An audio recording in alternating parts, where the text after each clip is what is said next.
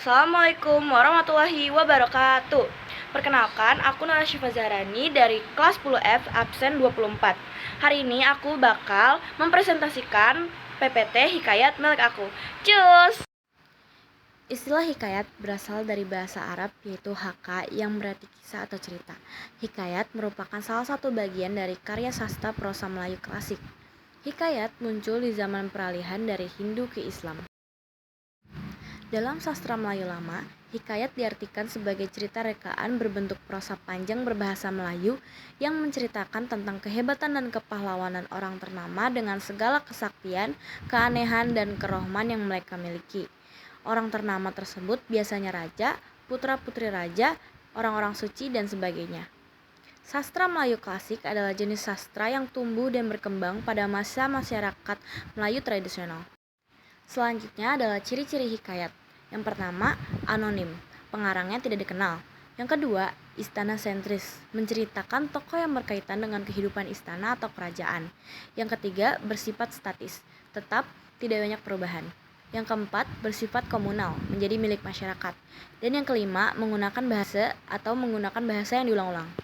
Ciri yang keenam, bersifat tradisional atau meneruskan budaya atau tradisi atau kebiasaan yang dianggap baik. Yang ketujuh, bersifat didaktis atau didaktis moral maupun didaktis religius atau mendidik.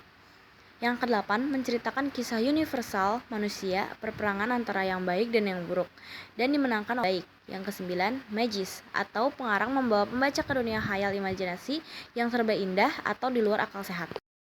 Macam-macam hikayat berdasarkan isinya. Yang pertama, cerita rakyat. Yang kedua, epos India. Yang ketiga, cerita dari Jawa. Yang keempat, cerita-cerita dalam Islam. Yang kelima, sejarah dan biografi. Dan yang keenam, cerita berbingkat. Unsur intrinsik hikayat. Yang pertama ada tema. Yang kedua, amanat.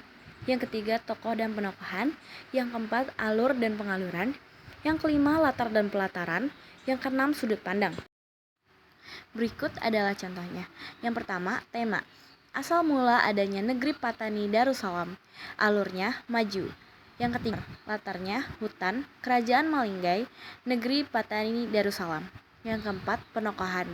Penokohan petani sebagai orang yang penyabar, Baginda Raja sebagai orang yang bijaksana dan mudah menyerah, para menteri hulu balang selalu patuh. Payatu Kerup Mahajana adalah ayah dari Payatu Nakpah atau Baginda Raja. Yang kelima, amanat. Terbentuknya negeri yang sejahtera tergantung pada rakyat yang menempati dan memimpin kerajaan. Pemimpin bangsa bijaksana dengan masyarakat yang memengaruhi peraturan yang ada, maka suatu negara itu akan maju. Dan yang terakhir ada unsur ekstrinsik. Unsur ekstrinsik nilai moral dari cerita tersebut adalah A. Seorang syai yang mengajak raja dan para keluarganya masuk Islam dan bukan menyembah berhala, serta dia tidak mengharap imbalan ketika menyembuhkan raja. B. Membuat seorang raja yang ingkar janji untuk masuk Islam demi penyakitnya agar cepat sembuh. C. Seorang yang berperilaku sombong dan angkuh karena menganggap dirinya yang paling berkuasa. Dan D. Dan yang terakhir, membuat seorang raja yang menganggap semua perbuatan dengan imbalan yang berupa harta.